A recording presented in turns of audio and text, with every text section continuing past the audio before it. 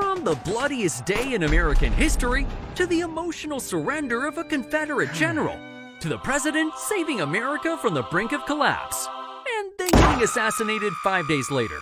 This is the American Civil War explained. A war so violent, it killed more Americans than any other war in U.S. history. And if it wasn't for some legendary heroes, we wouldn't have made it out alive. But let's go back, because wars don't just pop out of nowhere. They simmer, they stew, and by the time 1861 rolled around, exploded.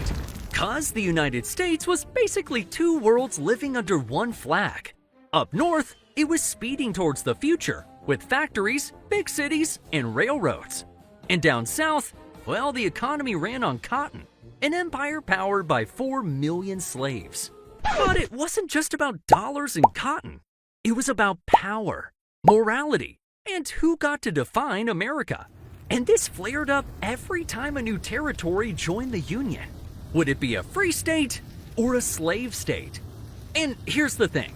Whoever controlled more states controlled Congress, controlled policy, and basically controlled the future. So for decades, presidents just slapped duct tape on the problem. The Missouri Compromise, the Compromise of 1850. It was like patching a sinking ship with a Band-Aid. Sir, we're gonna need more tape. And by Election Day 1860, it finally blew its lid. Cause unlike most presidents before him, Abraham Lincoln wasn't born sipping tea on fine china. He came from the dirt.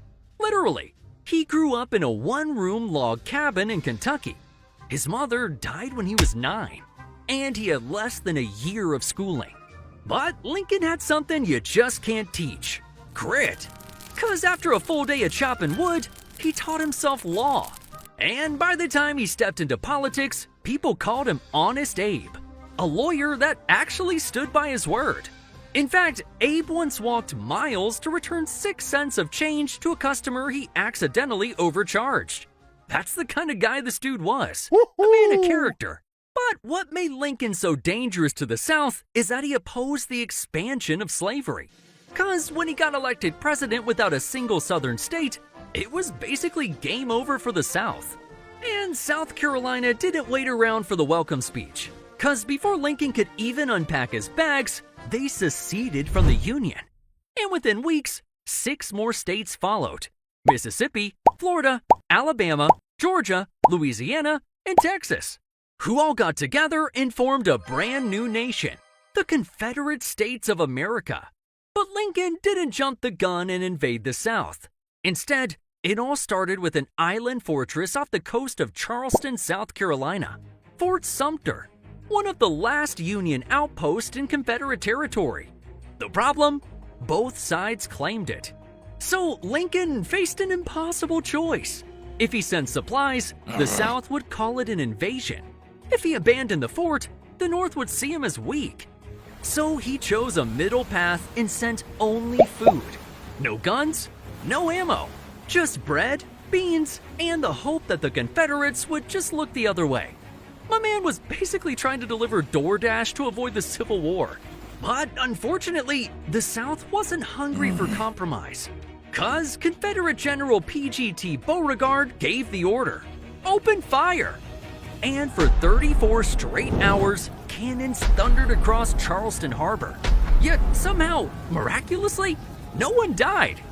Ouch! But when the Union commander surrendered, the message echoed across the nation. War had begun. So Lincoln didn't waste a second and called for 75,000 volunteers to crush the rebellion, which ironically poured more fuel on the fire. Cause 4 more states, Virginia, Arkansas, Tennessee, and North Carolina, joined the Confederacy. Sir, I think that backfired. But Virginia was the big one, the crown jewel. Cause its secession didn't just double the Confederacy's size, it delivered their greatest military weapon: Robert E. Lee, the son of a Revolutionary War hero, a West Point graduate who finished second in his class, and a decorated veteran of the Mexican-American War. Believe it or not, when the Union needed a commander, Lincoln actually offered Lee the job. But he turned it down, and not for the reason you might think. Cause Lee opposed secession. and even called slavery a moral and political evil. But when Virginia left the Union, Lee faced his own impossible choice: fight against his country or fight against his home. And he sided with Virginia, gifting the Confederacy one of the sharpest military minds in history. But here's the crazy part. Both sides assumed the war would be over pretty quick. 'Cause when Union troops marched toward Virginia, the mood was almost festive. People from DC actually packed picnic baskets and rode out in carriages to watch the battle. Anyone have some popcorn? Ooh, don't mind if I do. But the good vibes didn't last long, 'cause the Battle of Bull Run began with the two armies colliding. And at first, the Union pushed the Confederates back. But when Brigadier General Thomas Jackson arrived with his brigade, the Confederates rallied. One Confederate officer even pointed and shouted, "There stands Jackson like a stone wall!" And the nickname stuck. Stonewall Jackson had arrived, allowing the Confederates to regroup and counterattack, where they broke the Union line and forced them to retreat in a full-blown panic. And it was so chaotic, civilian carriages were bumping into Union troops in the rush to get home. Hey, wait up! Can somebody give me a ride? But this was only the beginning, because 1862 would unleash a level of violence America had never seen before. Down in Tennessee, a quiet, cigar-chewing Union general named Ulysses S. Grant was making his move. He captured Fort Henry, then Fort Donelson. And when the Confederate commander asked for surrender terms, Grant replied with the line that made him famous: "No terms except unconditional and immediate surrender can be accepted." Translation: I'm not here to negotiate, I'm here to win. But Grant's real test came at a place called Shiloh, where Confederate forces launched a surprise attack and Union lines buckled. But Grant didn't panic. He never panicked. That night, reinforcements arrived. And at sunrise, Grant counterattacked, and hard. Because by the end of day 2, the Confederates were the ones retreating. Whew, a close call, right? Well, not exactly. Because when the smoke cleared, it revealed over 23,000 casualties, more than all previous American wars combined. I just can't believe it. So, with war heating up, Lincoln desperately needed someone to lead his main army. And in comes General George McClellan, young, brilliant, and a guy convinced he was Napoleon 2.0. But McClellan's confidence came with a fatal flaw. He hated taking risks. If the stars weren't aligned, the weather wasn't perfect, and the odds weren't 110% in his favor, he just wouldn't attack. Get back in line, Flappy! Sorry, sir. Meanwhile, Lincoln was losing his patience. He sent McClellan a note saying, "If you don't want to use the army, I would like to borrow it for a while." Ouch. So McClellan finally launched the Peninsula Campaign, a massive push to capture Richmond, the Confederate capital. And for a moment, it looked like the crazy kid might pull it off. Union troops got so close they could hear Richmond's church bells ringing. But that's when everything changed, because a new commander took charge of the Confederate Army, Robert E. Lee. And oh boy, did he not waste a moment. Because Lee went straight on the attack and hammered McClellan's army. Mud, bayonets, forest on fire. It was straight up madness. Yet, in the end, Lee actually lost more men than McClellan. But he didn't care. He'd achieved exactly what he wanted. The Union Army pushed away from Richmond, and McClellan's confidence was shattered. And shattered is the perfect way to put it, because McClellan walked away convinced he'd been outnumbered, outmatched, and crushed by some massive Confederate force. But in reality, Lee's army was smaller. So, riding high from his victories, Lee made a bold move and took the war into the North by invading Maryland. But that's when fate dropped a plot twist so crazy, Miss Flappy thought I was literally making this up. But I'm not, I swear.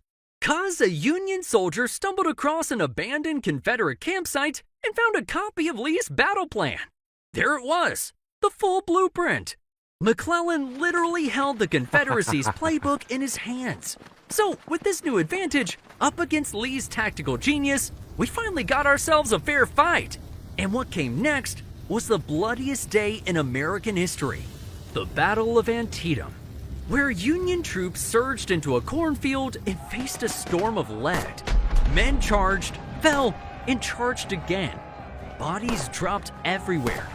And one soldier later said a man could walk from one end of the field to the other without ever touching the ground. Horrifying. But just when you thought the battle couldn't get worse, it moved to Bloody Lane, a sunken road where Confederates packed in and mowed down wave after wave of Union soldiers charging straight into their rifles. Eventually, Union troops flanked the road and fired downward into the trapped Confederates below, creating a mass grave carved into the earth. But the final push came at Antietam Creek, where Union forces crossed the bridge to finish Lee's army for good. Until, out of nowhere, surprise reinforcements appeared and forced the Union back. The cornfield changed hands 15 times, and Bloody Lane stacked 3 deep. And when the sun finally set, there were more than 23,000 casualties. The single bloodiest day in American history was over. And on paper, Antietam was a draw, but strategically, the Union forced Lee to retreat. Sir, I'll be flying the flag at half-mast for the next decade, cause that was just devastating. But back in DC, Lincoln wanted to use this momentum to his advantage, so he issued the Emancipation Proclamation, declaring that all slaves are and henceforward shall be free. Woohoo! Well, the only problem was it didn't actually free anyone in Confederate states yet, but it did give Union soldiers a moral cause worth fighting for. It allowed black men to enlist, with nearly 200,000 answering the call, and shut the door on European intervention, because Britain and France could no longer side with the Confederacy without openly defending slavery. Yep, Lincoln had officially changed the game, but he had another big problem on his hands, a general problem, because Robert E. Lee was on the move again, this time marching 75,000 men into Pennsylvania. And Lincoln was desperate for a commander who could finally stop him. So he made another change at the top and replaced his general with George Meade, just 3 days before battle. Meade wasn't a genius, but he was solid, calm under pressure, and the kind of guy who wouldn't panic if I misfired my gun. Sorry, sir. But it all kicked off when Confederate and Union forces collided near a quiet little town called Gettysburg. And by nightfall, the Confederates had the upper hand. But on day 2, the battle didn't just continue. It erupted into chaos, because Lee launched massive assaults on both Union flanks, and one of the fiercest attacks came at Little Round Top, a rocky hill that anchored the entire Union line. If it fell, the battle, and maybe even the war, could have been lost. But that's when Colonel Joshua Chamberlain and his 20th Maine made a heroic stand.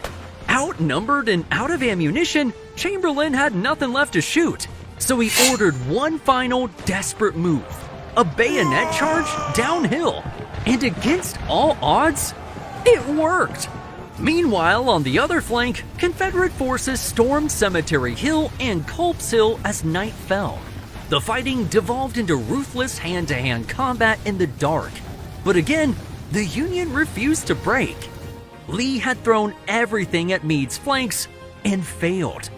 Enraged, Lee made a fateful decision: attack the center. So on day 3, Confederate artillery unleashed the largest bombardment ever seen in the Western Hemisphere. Cannons thundered, the earth trembled, and the sky turned to smoke so thick it swallowed the sun. And then, silence. Out of the drifting haze, 12,000 Confederate soldiers emerged and began their march, Pickett's charge, the last gamble. So the Union line waited and then unleashed a storm of bullets. Men fell by the hundreds, but still, the Gray Line pushed forward. And somehow, a few hundred Confederates actually broke through. Led by General Lewis Armistead, they reached the Union guns.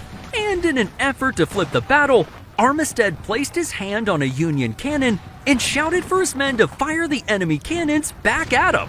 But little did he know, this was the furthest any Confederate would ever get on Northern soil. 'Cause when Armistead turned around, he was completely alone. Bang! The charge had failed. Of the 12,000 men who began that march, less than half returned uninjured. And when Lee rode out to meet the survivors, tears streamed down his face. "It's all my fault," he quietly said to himself. "It's all my fault." The Battle of Gettysburg proved to be the deadliest of the Civil War, resulting 50,000 casualties total. But while Gettysburg shook the East, another battle was roaring 900 miles away. 'Cause General Ulysses S. Grant had spent months trying and failing to capture Vicksburg, the last Confederate fortress on the Mississippi River. So he decided to change it up and do something borderline insane. At 2 a.m., Grant rolled the dice and sent Union gunboats right past Vicksburg's cannons, fully aware that if even one was hit, the whole plan would collapse. But it was so dark, the cannons couldn't see a thing, and the boats slid right past him, allowing Grant to finally tighten his grip around Vicksburg. 'Cause inside, Confederate soldiers ran out of food. They ate mules, dogs, and eventually rats. "Hey boys, maybe stay away from the Eagles, alright? Pretty please." But by July 4th, 1863, the Confederates in Vicksburg surrendered. Now with Gettysburg in the east and Vicksburg in the west, the war had officially turned. 'Cause now it was clear as day. Lincoln had finally found his general, Ulysses S. Grant, who he promoted to command all Union armies. And Grant wasted no time setting his strategy. In the West, he handed command to William Sherman with the order, destroy the Confederate army in Georgia and take Atlanta. Meanwhile, in the East, Grant set his own sights on Robert E. Lee. And they both locked horns in a bloodbath across Virginia. First at the Wilderness, they fought in a thick forest with gun smoke so thick soldiers could barely see in front of them. And after 2 days of combat, Grant's losses were enormous. Every Union general before him had retreated after facing Lee, but not Grant. He marched south, still attacking, still pushing, and still grinding Lee down. At Spotsylvania, bodies piled so high they had to be dragged away just to keep fighting. One oak tree 2 feet thick was cut down by rifle fire alone. Then came Cold Harbor, where Grant ordered an assault turned disaster. 'Cause more than 7,000 Union soldiers fell in less than an hour. Grant later admitted it was the one attack he truly regretted. But here's one thing Lee couldn't do: stop him. 'Cause every time Grant lost men, he replaced them. And every time Lee lost men, he didn't get them back. So by the siege of Petersburg, the fighting dragged on for 9 brutal months. Lee's army was pinned down, starving, and cut off. And at the same time, Northern newspapers called Grant the Butcher for wasting tens of thousands of Union lives. But Lincoln understood what others didn't. I can't spare this man. He fights. In other words, Grant is the first general willing to do what it actually takes to win. Meanwhile, in the West, General Sherman took things in let's call it a unique direction. 'Cause he believed in something called total war, which means not just defeating the enemy, but breaking their will to fight. War is cruelty. There's no use trying to reform it. The crueler it is, the sooner it'll be over. So throughout the summer of 1864, Sherman pushed toward Atlanta, and by September, it fell. Afterwards, Sherman sent a simple telegram to Lincoln. Atlanta is ours, and fairly won. And the timing couldn't have been better. 'Cause Lincoln faced re-election in November, and things weren't looking too good. War fatigue was high, casualties were staggering, and public confidence was slipping away. But when Sherman achieved victory in Atlanta, everything changed. Lincoln won re-election in a landslide. Woohoo! But wait, the war wasn't over yet, and Sherman knew it. So instead of stopping in Atlanta, he proposed something radical. March across Georgia to the Atlantic and destroy everything of military value along the way. I can make this march, Sherman told Grant, and make Georgia howl. Grant approved, and unleashed him. So Sherman set Atlanta ablaze and began his legendary March to the Sea, where 60,000 soldiers moved in two massive columns 60 miles wide. They ripped up railroads, burned factories, and everywhere they went, liberated slaves, with thousands joining the march, singing songs of freedom. And by the time Sherman reached Savannah, his army had carved a path of destruction nearly 300 miles long. He sent Lincoln a telegram that simply read, "I beg to present you, as a Christmas gift, the city of Savannah." By 1865, the Confederacy was on life support. Lee's army was starving, men were deserting, and ammunition was almost gone. When Union forces broke through at Five Forks and severed Lee's last supply line, within days, Petersburg fell. Then Richmond. As Confederate officials fled the capital, they set fire to their own warehouses to keep supplies from falling into Union hands. But the flames raged out of control, burning Richmond to the ground. Lee fled west with 30,000 starving men, but Grant was everywhere. He cut off every road, bridge, and hope of escape. It was the end. Lee was completely surrounded. So, with no options left, Lee asked for a meeting with Grant, and they met at Appomattox Courthouse. The contrast between the two generals couldn't have been more stark. Grant arrived in a mud-stained uniform, looking like a soldier who hadn't slept in days, whereas Lee wore his finest dress uniform, every button polished to a shine. He was sending a message: I may be defeated, but I'll surrender with dignity. And Grant offered pretty generous terms. Confederate soldiers could keep their horses, officers could keep their sidearms, and every man would be paroled and allowed to go home. No executions, no treason trials, no revenge. Lee's face softened. "This will have a very happy effect on my army," he said quietly. Lee then asked if Grant could spare rations. Grant nodded. "Certainly. How many men?" "About 25,000.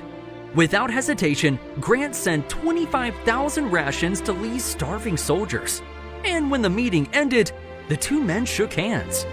But then came one of the most human moments of the entire war, 'cause Lee mounted his horse and rode back to his army, where soldiers crowded around, reaching for his hand, as tears streaked down their faces. Lee couldn't speak. He simply removed his hat and salute. The Civil War, America's deadliest conflict, was finally over. But there was one final tragedy no one expected. Just 5 days after Lee's surrender, Abraham Lincoln attended a play at Ford's Theater, where Confederate sympathizer John Wilkes Booth slipped into the presidential box and shot Lincoln in the back of the head. But it wasn't just Lincoln's tragic death that makes it so sad. It was the timing. Abraham Lincoln guided America through its darkest hour, preserved the Union, and struck the chains of slavery from 4 million people, only to die just before he could see the promised land. We'll miss you, sir. But in the end, the American Civil War didn't just change America, it defined it. 'Cause over 600,000 Americans died, more than all other American wars combined until Vietnam, which is insane to think about. But from its ashes, the United States was given a second chance, a chance to live up to the founders' ideals, that all men are created equal. God bless America, man. I freaking love this place. But speaking of tragic presidential deaths that changed the course of America, this is how every US president died and their final words. From eating raw cherries, to contaminated water at the White House, to getting assassinated in broad daylight. If you thought Lincoln's death was crazy, just click this video right here and subscribe.